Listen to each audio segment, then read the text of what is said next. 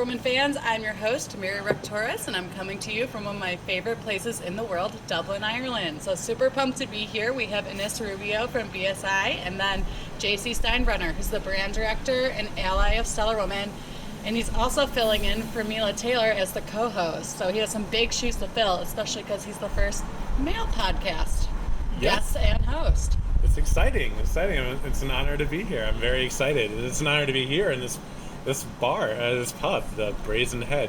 Did you know this bar has been an establishment since 1198? 1100 some year. It's for a very long time. So people have been drinking here, partying here, and having now podcasts here. So I'm glad to add to the tradition. The oldest tavern in Ireland, as far as I'm aware. Oh, that's amazing. Yeah. You're from Spain, right, Inés? Yes, I am, and you're now in Dublin. And where else have you lived?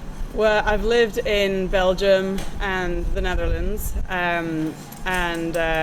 did that before I moved here, and after I decided I wanted to leave Spain and travel the world a little bit, Yeah. What's the most unexpected part about living abroad?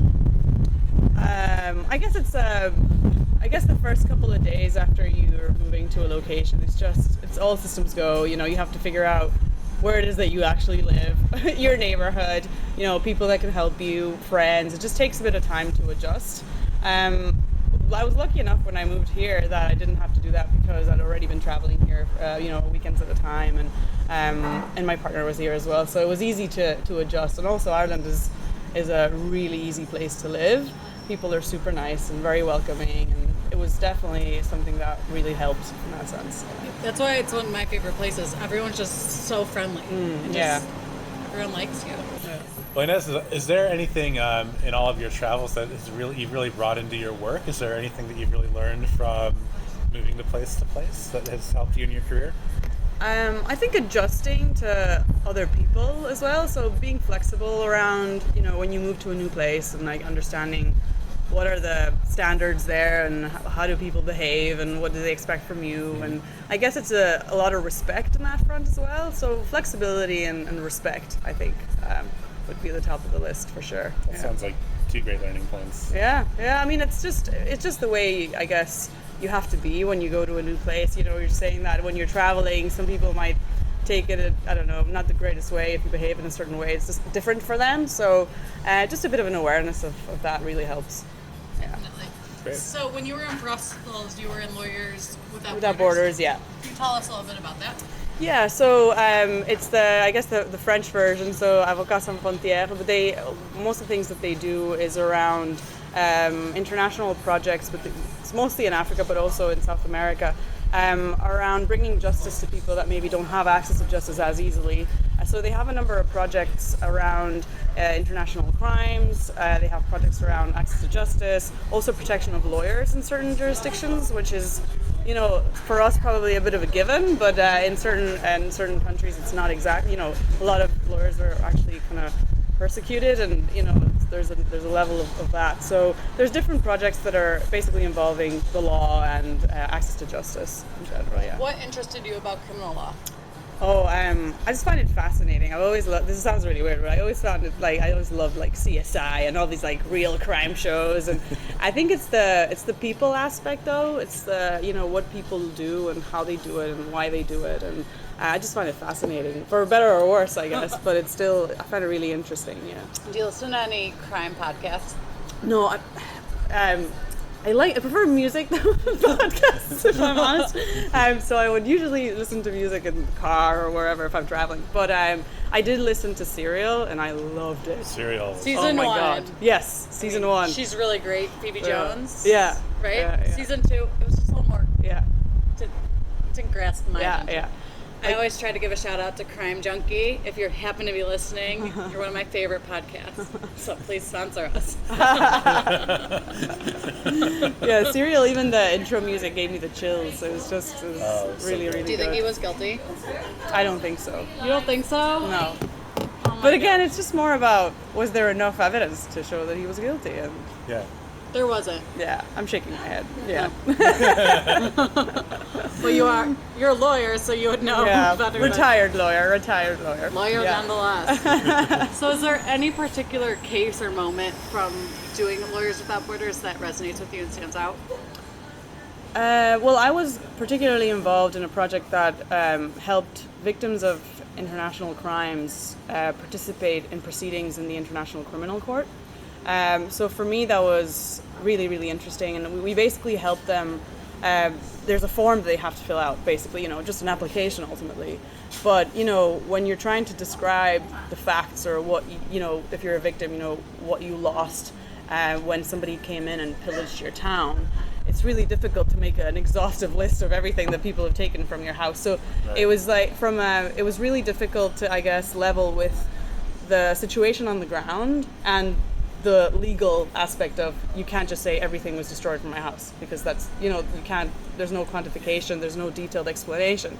And that was really difficult to explain. And I can imagine, I wasn't in the field at the time, but I can imagine when you have, somebody from Europe come back and say, oh, your application was denied because, or not denied, but it has to be tailored because you're not being, specific enough. And they're like, listen, I lost everything. Are you serious? Your life's been destroyed, but the paperwork's not in Yeah, order, exactly. So I think it's really difficult to put those things together and balance that out. And I think that's something, I've always been very interested in public international law and, United Nations. I follow that quite closely. And I think there's always been there's still a bit of a disconnect. I think that's a bit of a point that is a struggle for international organizations, because it's hard to know how people are feeling on the ground and what exactly is happening, So yeah, but that was an interesting thing that I learned there. Well, and now you're running security at BSI, right? Well, yeah, ish. So yeah, BSI. Yeah. I'm not going to take all the credit, but BSI cybersecurity and information resilience is basically a stream of BSI business that does consulting. And we do a lot of things around just helping our clients with any issues they have with their data. That means security, that means management, privacy, data protection, e-discovery, forensics, incident response. So, but we also help them, get technology that will help them to manage their own data with, say, cloud security products and how to implement them and manage them, etc. And also, we do a lot of training around that. So it all comes nicely together. It's very, all those areas overlap so much.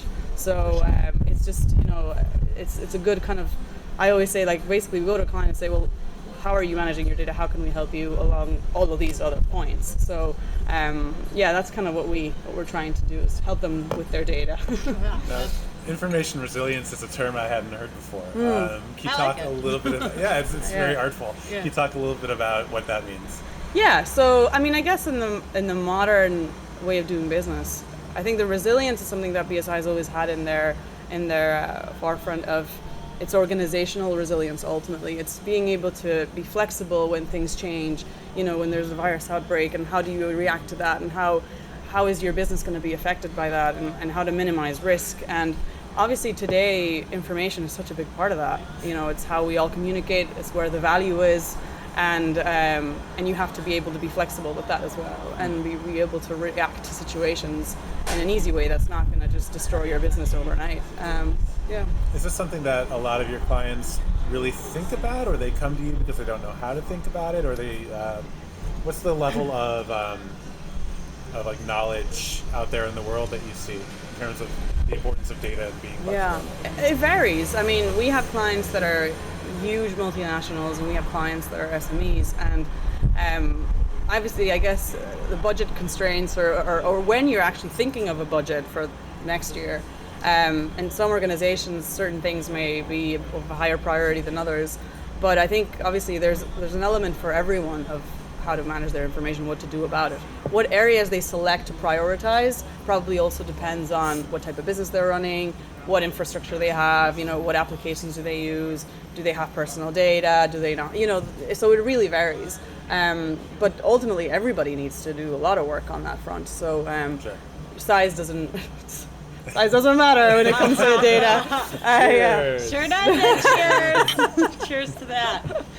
So I want to say congratulations. I read that you were named Security Leader of the Year Thanks. in the fall. Yeah, Great. yeah. Can you tell me about that award and kind of your experience in the security field that Yeah. made you get that? So, the award was great. I mean, the team BSI did a lot of work around that, and it was great to be recognized on that front because a lot of people still, there's a bit of a challenge for us still for people to know our brand. So that was great to kind of get out there, and we were there, shortlisted alongside Facebook and a lot of other big companies like that. So it was great to get in there, I guess.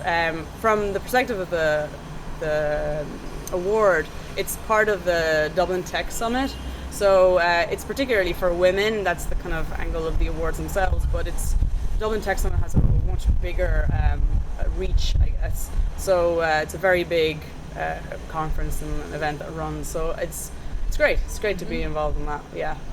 In terms of security, I guess my initial experiences with security were when I joined BSI. At the time, it was SBN, and it was just, I came from a legal background, so I wasn't really into security or had the awareness, but I just learned a lot from listening to other people, from getting involved in training, and again, it's a layer that is basically the overlapping layer over e-discovery as well, and data management, data review. So it's really, I always encourage people to just not just focus on their core, I guess, layer of knowledge, but everything that kind of goes in the outer core that overlaps. And security is obviously a big one there. And I know that Relativity do a lot of work obviously around that. So it's it's the forefront of a lot of, I guess, priorities for organizations and people. So it's really interesting to be able to talk about security as well as e-discovery or privacy, Definitely. Well, shifting gears slightly, love to talk about Gaelic football. Yeah. So you described it as a mix of kind of almost every sport. It's like some basketball, some rugby, some football. First, can you tell our listeners what the heck Gaelic football is? Yeah, so Gaelic, so the GAA basically is like a Gaelic sports, and the two most known sports, Gaelic sports, are hurling and football. Hurling is a completely different, story, and we could talk for hours about that. But football, in particular, it is a bit of a mix of all sports that combined. It's really fast-paced, a lot of sprinting involved, 15 players on the field. You can score goals and points. So that's where it's kind of similar to, I guess, American football or rugby. This sounds like my type of sport where I can't be wrong. Yeah, exactly. Yeah. Sport? Yeah. Sports and goals. I'm right. Yeah, so it's just really fun, and it's actually played globally. It's played in the US, it's played in Asia, it's played in Europe, mainland Europe. That's where I started playing, actually. So it's just a lot of fun, really. Now, what makes it so renowned for being a brutal sport? Is it just like a full contact kind of? No, it's not thing, full or? contact, but there's a lot of contact. I think a lot of the brutality around it is also about how intense it is on your body, regardless of contact, because you're just sprinting up and down, and you're covering a lot of space and opening, making yourself big like a bear, as we say to the kids that we train, and you get knocks, and people try to run, by you and knock your arm over or whatever. But I guess it's because it's so fast paced, you're really dependent on your teammates as well. So there's a way you can pass with your hand, which is kind of like an underarm volleyball serve. So it means that you're close enough to people from your team, and you really depend on them to kind of get out of trouble, Yeah. So it really is great for team spirit as well, and teamwork. Yeah. What do you get out of it? What keeps you going? What keeps you going? Season to season. Lack of injuries, or not serious injuries, is probably the one at the top of the list. But it's just you get to go training with 30 girls, and everybody's super nice, and you get to keep fit and enjoy it. Like I don't look forward to going to the gym, but I look forward to go to my training session, my Gaelic football training session. So that's something that it's a great way out to just get over a bad day at work or a good day at work, and just right. and celebrate that way, I guess. Yeah. Yeah. That's great. So I'm not sure if this will resonate with you, but when we were driving here, we were saying, yeah, we're meeting our customer. They do Gaelic football. And I'm like, yeah, her name is Inés. And he seemed shocked that it was a girl playing the sport. So He said something like, oh, you must be brave. I'm like, well, she's brave. She's very brave, yeah. So you mentor young athletes. Do you find that they deal with that narrative where it's more of a aggressive masculine sport, or how do you kind of? So the group that I train, they're around 11 years old, and I have an interesting story because we were training them separately to the boys one Saturday morning, and towards the end of the session we were like, oh, we're gonna actually play a little game with the boys, and one of the girls was actually new to it. She looked at me, she's like, what do you mean? I'm gonna play against a boy? And I was like, yeah. I'm like, sure, you can take him. And she's like, are you sure? She's like really nervous about it. And I said, well, one of the positions as a defender in Gaelic football, your objective is really to stick with the player that you're supposed to be covering. So I said to her, yeah, exactly, yeah. So I said to her, you just have to stick with him. Just do not let him be an option for a pass. Just stick with him. She's like, okay. So she did a fantastic job, to the point where at the end of it I was like, see, aren't you happy you were playing? She's like, yeah, I'm actually so thrilled I played against the boy and he didn't get one pass. I was like, yeah, exactly. There you go. Yeah, so I think there's a big problem at the moment where I think it's past age 11 actually, where you become a teenager, and maybe it's, especially in girls, it's like, oh, I dropped the sport, I just don't want to, I'm not really interested in that anymore. And there has to be a lot of work to be done around that. I think it's changing now. I think when I was growing up, it was even more acute, where there was people that just hadn't worked out or played any sports in 10 years or something, and it was more of seen as a masculine thing, but I think that's changing. I think the parameters now are no, strong young women, and going to the gym and being, having muscles on your legs is the good thing that you wanna aim for. So I think that's changing now, but there is a bit of work to be done there to encourage people to stay in sports, especially girls. Yeah. I'm no athlete by any means. I've always been very mediocre. One of the better. That's not. Come on. Honestly, I'm sure there's one of the better people on the BC. So humble. That's how I would describe myself. But I'm I weightlift, and I just when I tell people that, I'm not squatting a ton, but guys will be like, well, do you want to get big? I'm like, that's a negative perception. Everybody should weightlift. Everybody should build muscle. Yeah. It actually burns more fat, and you sculpt your body more than just doing the elliptical for 2 hours or whatever. So I think it kind of feeds into that, just that negative connotation, or really that narrative that doesn't really serve anyone. So. Yeah. Well, I think it's about the knowledge of fitness. Actually, I'm not a fitness expert either, but I know that if I'm playing a sport at a certain level and at a certain age, I have to go to the gym and not necessarily maybe lift weights, but lift my own body weight as well, and builds your muscles and makes them resilient, and but then you avoid injuries, so I think that's absolutely the way to go, and it's combining the elliptical with weights and other things that just whatever makes you kind of happy and look forward to working out and sports. Well, whatever what you'll be consistent about, right? Yeah, exactly. Yeah. Whatever gets you over the New Year's resolution, breaking the New Year's resolution hump, Right. It is almost over. It is February. Yeah, exactly. Yeah. Well, we talk a little bit about mentoring, because you mentor girls in Gaelic football, and we understand you've been mentoring at the office too. Yeah.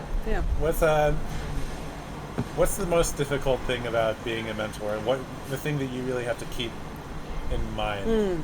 I'm part of apart from my, I guess, hopefully mentoring at work with my team. I am part of a group that is mentoring women in legal tech. Actually, it's run by Legal Geek, and this is the second year I'm participating in that. And one of the things that is the most difficult, I guess, trying to letting people find their own way. Still sharing your experience, but they have to have their own experience as well, and they may not want the same things that you wanted or want now, and it's about how to support them and making their own decisions. Very similar to coaching, it's really difficult when you're coaching not to say you should be doing this, It's right. What about, have you considered any other options, So it's kind of it's a mix of lessons learned, because ultimately if I made a mistake years ago and I found this great solution for it, I want them to know what the solution is. That doesn't mean they shouldn't make that same mistake, because they will learn from it anyway. Sure. But at least they'll have the the solution handy, so that they know that they can rectify it. And I think another thing as well is just sharing information. So it's a two-way street here. Like we talk about things. I share things about myself or things that I'm having challenges with, and as a mentee, they might have a solution for me or great pointers as well. So it's that's great observation, yeah. So it goes both ways, I guess. Yeah. Great. It's a fluid thing. Yeah. Well, we're really, really bummed to leave. This interview, this It's bar been short, and but Dublin. yeah. But unfortunately, we must go through the dreaded customs. Well, hopefully you'll come back soon. You're obviously super welcome to come whenever, and we'll show you around all the cool spots in Dublin. We'll go to Temple Bar. Although that might be like that might be like the college Yeah. typical answer. Whenever you see your guests cringe, No. better walk that back. It's just it's something to experience for sure, but then we'll go somewhere else We'll take a picture outside and then we'll go somewhere. Yeah. A little more There are manageable. cool spots in Temple Bar, but yeah. Cool. Well, thank you so much for meeting No us. problem. Thank you, Inés. Thanks very much, guys. And for Stellar Women, I'm Mary Rechtoris. And I'm JC Steinbrenner. Signing off. Thanks, Mila, for letting JC fill in. You're the best. We might get in a little trouble for this. Yeah, I was just gonna say, well, nobody has to know what time this was at, I That's guess. very true. That's very true. We don't have to be like 9:54. We're still- We waited outside the Brazen Head to get in. We're still recording, so let's know for the record that it is 7 p.m.